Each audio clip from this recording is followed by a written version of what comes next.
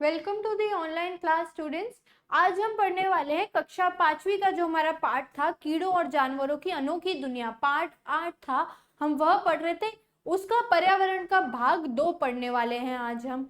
Okay students, तो अब तक हमने क्या देखा था? अब तक हमने जाना था कि जो कुत्ते होते हैं उनमें एक गंध पहचानने की अलग ही क्षमता होती है। ठीक है, उनकी नाक की संरचना ऐसी है कि वह कोई भी अनजान गंध को नहीं पहचान सकते, तो उसे कहीं पे जाने की अनुमति नहीं देते या उस पर भौंकते रहते हैं। इसके बाद हमने देखा था चमगादड़ की जो क्षमता है वो क्या चीज की है? इको सुनने की है। वह कोई आवाज करते हैं और अगर उनके सामने कोई चीज होती है तो वह वापस उनके कानों तक आती है, और इस इको के वजह से वो रात में भी, इतने अंधेरे में भी जो है उड़ पाते हैं। तो हमने देखा कुत्तों में गंध सूंघने की क्षमता है और चमगादड़ में ध्वनि सुनने की क्षमता है और अंधेरे में भी उड़ पाने की क्षमता है। इसके बाद स्टूडेंट्स हमने देखा था मक्खी और मच्छर की जो संरचना है, विशेष संरचना है, उससे उन्हें कोई भी आने वाले खतरे का पता चल जाता है और वो वहां से उड़ जाते हैं। यह उनकी आंख की बात है। इतना हमने पढ़ लिया था। इसके बाद हम यहाँ भाग 2 से शुरू करते हैं। राजू के घर से एक बैंड गुजर रहा था। राजू ने अपनी उंगलियों से अपने कानों को ढक दिया, वैसे डाल दी क्योंकि आवाज बहुत तेज थी। रूपाली ने उससे पूछा कि राजू तुम्हें क्या हुआ?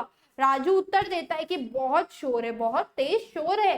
रूपाली ने फिर पूछा शोर क्या है? राजू ने कहा जब हम अपने सुनने की क्षमता से अधिक ध्वनि या ध्वनि सुनते हैं तो इसे शोर कहते हैं। अब यहाँ प्रश्न क्या बन रहा है स्टूडेंट? यहाँ प्रश्न हमारा बन रहा है शोर क्या है या शोर किसे कहते हैं। हमारे पास ये प्रश्न बाद में आने वाला है अभ्यास में, उसका उत्तर हम पहले ही कर रहे हैं ताकि बाद में आप इसे खुद कर सके। शोर क्या है, हमें यह बताना है शोर क्या है, या हम शोर जो है वह किसे कहते हैं। तो इस प्रश्न का उत्तर क्या होता है? ऐसी ध्वनि हमारी एक क्षमता होती है कुछ सुनने की। जब हम अपनी क्षमता से जो सुनने की क्षमता है उससे अधिक सुन लेते हैं या अधिक ध्वनि सुन लेते हैं तो इसे हम क्या बोलते हैं? शोर बोलते हैं। और शोर क्या होता है? बहुत ही परेशान करने वाली ध्वनि। ठीक है, हमने क्या पढ़ा? शोर किसे कहते हैं। ठीक है, हमने देखा ऐसी ऐसी ध्वनि जो काफी ज्यादा तेज हो या हमारी सुनने की क्षमता से अधिक हो, उसे हम शोर बोलते हैं। राइट, अब हम नेक्स्ट देखते हैं हमने क्या देखा। सोचो और समझो, आप किन किन स्थानों पर शोर सुनते हैं? हम एक दो बात बतानी है। ट्रैफिक में जब हम फंस जाते हैं बहुत ही भीड़ में, वहां पे बहुत शोर होता है। शादियों में बहुत शोर होता है। ऐसे आप और भी बता सकते हैं शोर से हमें किन समस्याओं का सामना करना पड़ता है।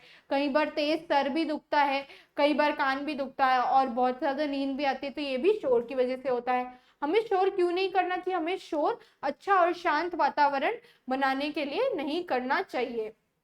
अब हम देखते हैं कि आपने देखा है कि कम आवाज सुनकर कुत्ता सतर्क हो जाता है। इतनी कम आवाज होती है फिर भी वो सतर्क हो जाता है। विभिन्न जीवित प्राणियों में सुनने की भी अलग अलग क्षमता होती है। अब ऐसे कुछ लोगों के नाम बताइए जिनके चलने की आवाज आप पहचान सकते हैं। कई बार ऐसा होता है हम अपने अपनों की आवाज पहचान लेते हैं। कम आवाज सुनने के बाद भी कौन सा जानवर सतर्क हो जाता है? कौन सा हो जाता है? कुत्ता जो है कम आवाज सुनने के बाद भी सतर्क हो जाता है। अंधेरे में कौन सा जानवर आसानी से उड़ सकता है? तो हमने क्या देखा था स्टूडेंट्स? जो चमगादड़ होता है वह अंधेरे में भी आसानी से उड़ सकता है। देखा था ना? तो इसके आंसर आप वापस लिख लीजिए, जैसे हमने लिखे हैं उनको कॉपी डाउन कर लीजिए। ओके, अब हम आगे बढ़ते हैं।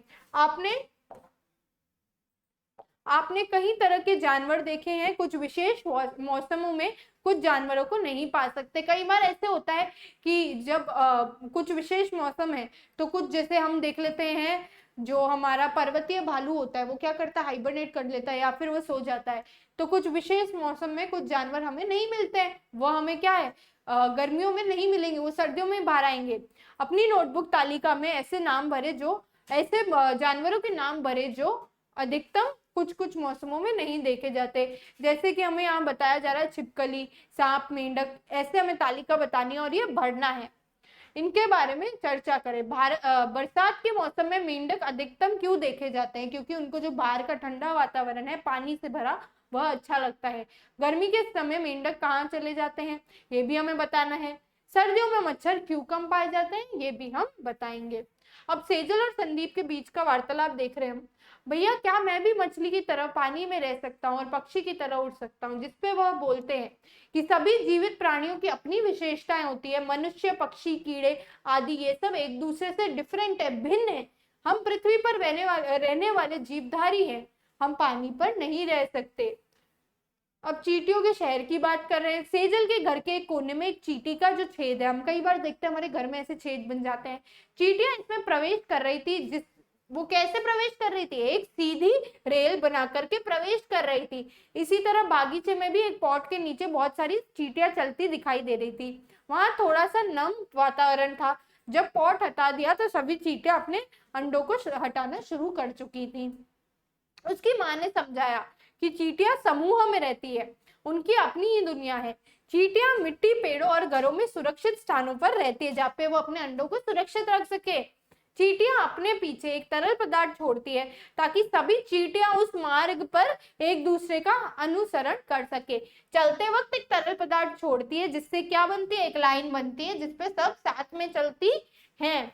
सोचो और समझो, चींटियां एक सीधी रेखा में क्यों चलती है? हमने देखा ना, वो समूह में रहती है, वो समूह के साथ रहने के लिए एक सीधी रेखा में चलती है। उन स्थानों के बारे में बताओ जहाँ चींटियां रहती है। वह स्थान जो घर के अंदर नम हो और सुरक्षित हो, वहां रहती है। किस मौसम में चींटियां सबसे ज्यादा अधिक दिखाई देती है? स्टूडेंट्स, वो थोड़े से नम मौसम में या फिर जब ह्यूमिडिटी होती है, उमस होती है, तब ज्यादा दिखाई देती है। माँ ने सेजल और संदीप से कहा, देखो चींटियां समन्वय अपना काम करती है, वे हमें भी साथ काम करना चाहिए। वे सारी काम समूह में करती है। अपने कर्तव्यों के आधार पर चींटियों की रानी, चींटी कार्यकर्ताओं और सैनिकों को ऐसे रूप में विभाजित किया जाता है। चींटियों को तितर बितर करने के लिए नमक या नमकीन का पानी छिड़का जाता है। इन दिनों चींटियों को तितर बितर करने के लिए कीटनाशकों का भी उपयोग किया जाता है। नेक्स्ट हम देखेंगे, जानने की कोशिश करें आपके आसपास कौन से स्थानों पर चींटियां अधिक हैं। चींटियों को भोजन की रक्षा के लिए हम क्या उपाय करते हैं? सेजल अपनी माँ से कह रही थी कि हमारे पड़ोस वाली दादी बगीचे में मीठे आटों से चींटियों को खाना खिलाती है। वह ऐसा क्यों करती है?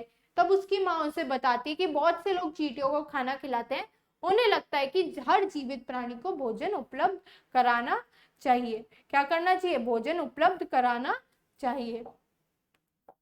तो स्टूडेंट्स, अभी हमने क्या देखा? अभी हम देख रहे थे, चींटियों के बारे में पढ़ रहे थे। ठीक है, तो हमने क्या पढ़ा इससे पहले हमने शुरुआत की थी किससे? बहुत ज्यादा शोर के बारे में। तो हमने यहाँ देखा था कि शोर किसे कहते हैं? जब हम सुनने की क्षमता से अधिक ध्वनि या ध्वनि सुनते हैं तो इसे शोर कहते हैं।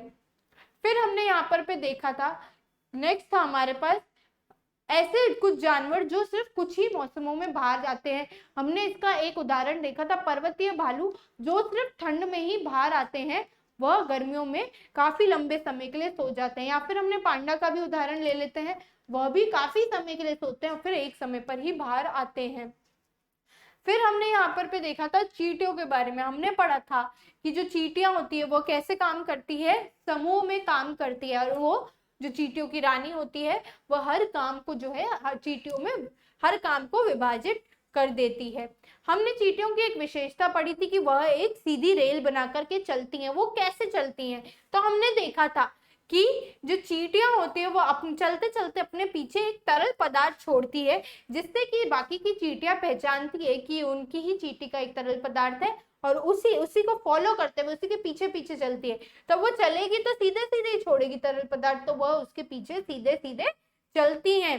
ठीक है, फिर हमने क्या देखा था कि यहाँ पे बताया था कि जो अगर हमें चींटियों को किसी जगह से हटाना है, तितर बितर करना है, तो उसके लिए क्या यूज करते हैं? इस्तेमाल करते हैं नमक या नमकीन पानी, या फिर आजकल कीटनाशक भी इस्तेमाल करते हैं जो कि हमारे लिए हानिकारक होता है, हमारे लिए भी हानिकारक है। हमने यहाँ देखा था अंडे देने का काम करती है रानी चींटी, अंडों की देखभाल का काम करते हैं कार्यकर्ता चींटी, और यहाँ पे हमने देखा था अंडे और घर की रक्षा के काम कौन करता है? सैनिक चींटी। फिर हम यहाँ देख रहे थे, जानने की कोशिश करो, घी, चीनी और आटा का मिश्रण चींटियों को क्यों दिया जाता है? इससे अब अन्य कौन से प्राणी जीवित रहते हैं जिन्हें मनुष्य द्वारा खाना खिलाया जाता है? हमने कई बार देखा ऐसे बहुत से प्राणी हैं जिन्हें मनुष्य खाना खिलाते हैं, जैसे कि कुत्ते हो गए, कई बार बिल्ली हो गई। हमने बहुत देखा है कि ऐसे प्राणियों को खाना खिलाते हैं, गाय हो गई। तो स्टूडेंट्स हमने क्या पढ़ा था आज के चैप्टर में? हमने पढ़ा कुत्तों के बारे में, उनमें बहुत ही खास सुनने की क्षमता है, और फिर हमने देखा था सूंघने की भी क्षमता है। फिर चमगादड़ की बात कर रहे थे, उनके अंधेरे में उड़ने की क्षमता और जो काफी तेज आवाज सुनने की भी क्षमता है। फिर हमने मच्छर और मक्खियों की जो सचेत होने की क्षमता है उसके बारे में पढ़ा था। ऐसे ही करके हमने बहुत सारे ऐसे प्राणियों के बारे में पढ़ा जो कि एक विशेष मौसम में बाहर आते हैं। फिर हमने पढ़ा था शोर के बारे में, शोर क्या है। उसके बाद हमने पढ़ा था चींटियों के और उनके समूह के बारे में। ओके स्टूडेंट्स, तो आज हमने पढ़ा पार्ट 8 का भाग 2, ये यहीं पे समाप्त होता है। ओके स्टूडेंट्स, तो इसको आपको बार बार रिवाइज करना है। आज के लिए इतना ही। Thank you and have a nice day.